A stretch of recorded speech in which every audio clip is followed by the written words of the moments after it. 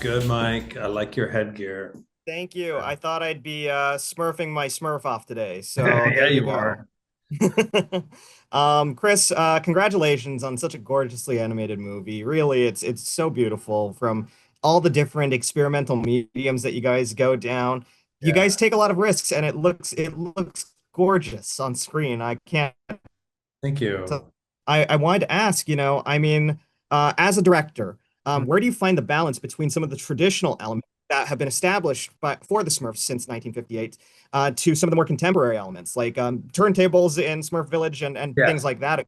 How do you find that balance? I know. I know. You know what? You kind of like sometimes you find the balance just through trying, and going, oh, that feels really right, or that really crosses the line. The turntable crosses no line. It's the mushroom gramophone. It's like, well, that feels like that has to be in a movie.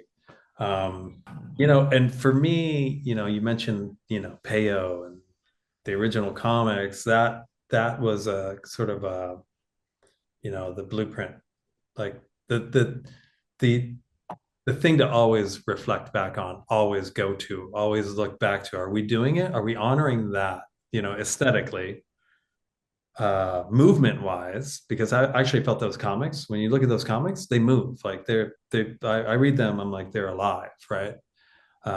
With the motion lines and just the sort of gestural quality of them. I'm like, oh, okay, that tells me what the style of animation needs to be, or should be striving to be all the time. Um, that DNA of the comics, and bringing it into a contemporary look. So yeah, it's flat. It has a flatness of comics. It's got the handcrafted feel, but it's also volumetric, you know, Mhm. and it feels tactile, like a Smurf hat, like you're wearing. It's like, what is that made out of? Like it it's really funny. You're just reminding me of things right now. It's like we used a lot of food references when talking about Smurfs. Like, what kind of food would a Smurf be? Right? And it was like, oh, if I touched a Smurf, it'd feel like mochi or something, like it just, and like even the it was always food references. Like even Smurfette's hair, we'll always be like, it should feel like it's got to have volume, but it should feel like linguine or something like that. Like, Mm. like it's got to be like thick pasta, um, because we want it to be graphic, but we want it to, you know, anyway, it was always stuff like that, but always checking back to the source material, right? It's fun. I love that. It's just baked into the DNA of this movie, and I love the use of the term blueprint because I think it couldn't be more appropriate here. Uh, one of the big mysteries that I left the movie thinking about was every Smurf has a thing. It's their namesake for the Yeah, most yeah, part. yeah. But we've got two really dynamic characters that break out here, Ken and Ron. I And I'm kind of know. wondering what are their things and how come they're not named after their things? Why are they Ken and Ron? Yeah, it's like I try. This is my own mythology, by the way. I trace it. I trace it to, yeah, very mundane names, like just mundane. But they're from a different era in Smurfdom to me. I'm like, they come from way back when. Papa, I don't know how Papa got his. I don't know what that moniker is exactly, but Mm. you got your Kens, you got your Rons, and then you got your Smurf Village, right? Where everybody does have their thing. And it just makes me wonder. It makes me wonder. We don't answer it in the movie, but it makes me wonder, was that part of Papa's thing? Mhm. Safe in this movie. I'm going to put you in this place. You're going to be safe. You're going to have an idyllic life. You're all going to have your thing. Everything's cool. It's like a overprotective parent Yeah. through trauma. That, uh, you know, doing the right thing, or just wanting to make sure everyone was safe. And then he Mm. learns. I mean, Papa learns something in this movie. He learns to kind of let go. You know, Mhm. um, but that's the closest I could come to telling you why there's a Ron and a Ken. I do know this. I want to see. I want to see a. I want to see a Ron. Yeah. I want to see a Ron movie. Like I want to see what happened. Like what did he do for those 106 years and that Hmm. and That his would be that would be so epic. I'd love to see that because he's such a talk to Kurt bad. Russell.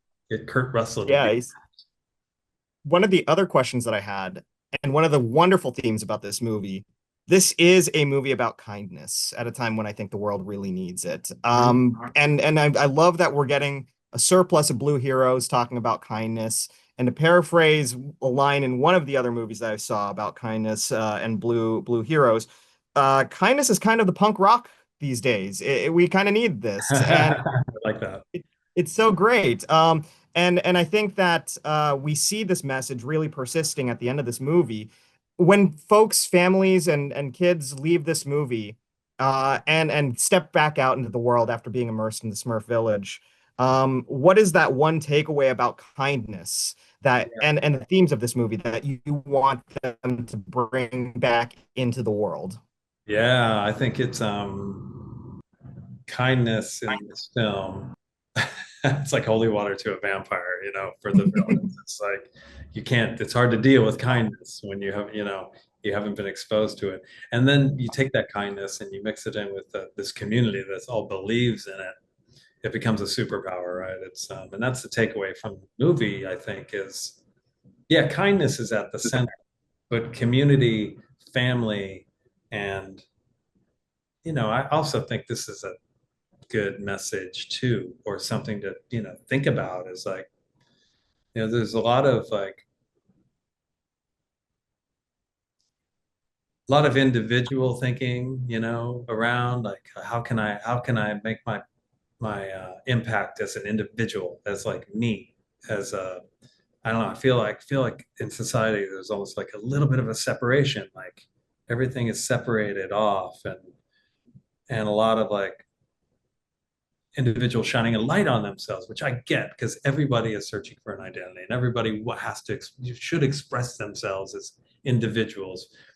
The takeaway from the movie is that, there's that, and then there's the power of community and family, and like and that is a superpower for the Smurfs. And then it's framed exactly how you described, right? It's framed in kindness, and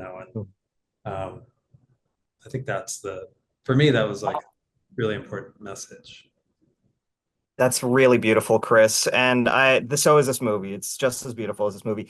And I just want to say before I leave, Peyo would be proud of what you and Pam have done here. So really, truly, congratulations and wonderful. Lectures, fanboys, professional artists, and professors. Maybe a nerd who's just like you, talking about the things that you like too. So I invite you to the NOC. In full color, you see me. The hard knock life.